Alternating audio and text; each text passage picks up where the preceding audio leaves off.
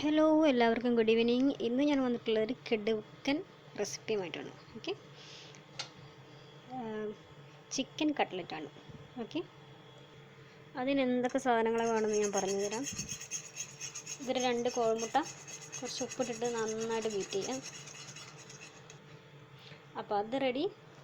ഇനി ഇത് ഒരു 2.5 സ്പൂൺ കോൺഫ്ലോർ, 3 ടേബിൾ സ്പൂൺ മൈദ, 1 ടേബിൾ സ്പൂൺ അരിപ്പൊടി, ഒരു നുള്ളു ഉപ്പ്, ഒരു നുള്ളു കുരുമുളക്, എല്ലാം കൂടി കൂട്ടി നല്ല അടിപൊളിയായിട്ട് മിക്സ് ചെയ്ത് വെച്ചിട്ടുള്ളതാണ്. പിന്നെ ഞാനിതിൻ്റെ കായം ഇവിടെ ഉണ്ടാക്കി വെച്ചിട്ടുണ്ട്, നമ്മുടെ കട്ട്ലറ്റിനുള്ള കായം. ഇതിൽ എന്തൊക്കെയുള്ളതെന്ന് ഞാൻ പറഞ്ഞു തരാം. ഇതിൽ ഓവറായിട്ടൊന്നുമില്ല. 2 വലിയ ഉരുളക്കിഴങ്ങ് പൊളിച്ച് പുഴുങ്ങി കുറച്ച് ഉപ്പിട്ടിട്ട് പുഴുങ്ങി പൊടിച്ചെടുത്തത്. പിന്നെ ഒരു മീഡിയം സൈസ് സവാള കൊത്തി അരിഞ്ഞിട്ട് എണ്ണയിലിട്ട് നന്നായിട്ട് വഴറ്റി കുറച്ച് കറിവേപ്പിലയും കുറച്ച് മുളക് പൊടിയും കുറച്ച് മല്ലിപ്പൊടിയും കുറച്ച് ഗരം മസാലയും ഉപ്പും കൂടെ ഇട്ടിട്ട് നന്നായിട്ട് വഴറ്റിയിട്ട് ഈ പൊടിച്ചെടുത്ത ഉരുളക്കിഴങ്ങ് അതിലേക്കിട്ട് നന്നായിട്ട് മിക്സ് ചെയ്യാം. പിന്നെ ഞാൻ അതിലേക്ക് കൂട്ടിയിട്ടുള്ളത് ലുലുവിൻ്റെ ചിക്കൻ മിൻസാണ്. ഓക്കെ, നമുക്ക് സൂപ്പർ മാർക്കറ്റിൽ നിന്നൊക്കെ വാങ്ങാൻ കിട്ടും. ഈ മിൻസും കൂടെ അതിലേക്കിട്ട് നന്നായിട്ട് മൂപ്പിച്ചെടുക്കുക. വേണമെങ്കിൽ നിങ്ങൾക്കൊരു അല്പം കുരുമുളക് പൊടിയും കൂടി ഇട്ട് കൊടുക്കാം, വേണമെങ്കിൽ മാത്രം കേട്ടോ. അങ്ങനെ എടുത്ത് വെച്ചിട്ടുള്ള മിക്സാണ് റെഡിയാക്കി വെച്ചിട്ടുള്ളത്. ഇനി നമുക്ക് കട്ട്ലറ്റ് ഉണ്ടാക്കാൻ തുടങ്ങാം.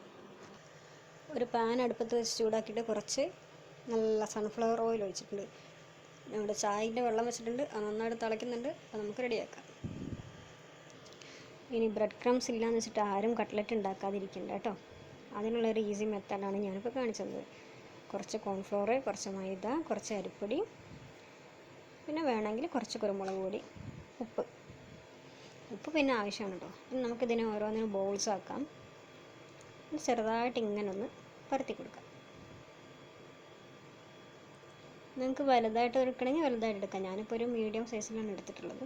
ഇനി നമുക്കിതിനെ എഗ്ഗിലേക്ക് ഒന്ന് ഡിപ്പ് ചെയ്ത് കൊടുക്കാം. ഒന്ന് ഡിപ്പ് ചെയ്തതിന് ശേഷം നമുക്ക് നമ്മുടെ സ്പെഷ്യൽ കൂട്ടിലോട്ടിട്ട് ഒന്ന് റെഡിയാക്കി എടുക്കാം. ഇനി നമുക്ക് ഇതിനെ നമ്മുടെ എണ്ണയിലേക്ക് ഇട്ട് കൊടുക്കാം. എണ്ണയൊക്കെ നന്നായിട്ട് ചൂടായിട്ടുണ്ട്. ഇനി നമുക്ക് അടുത്തതും അതുപോലെ ഉണ്ടാക്കാം.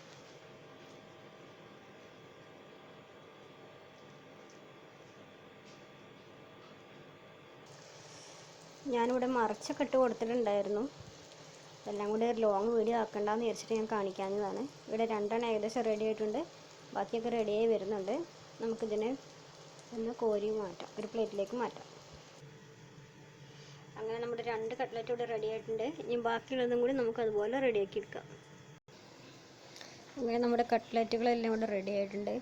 ഇത് കാണുമ്പോൾ തന്നെ നല്ല ക്രിസ്പിയാണ്, കണ്ടില്ലേ? നല്ല സോഫ്റ്റുമാണ് കേട്ടോ.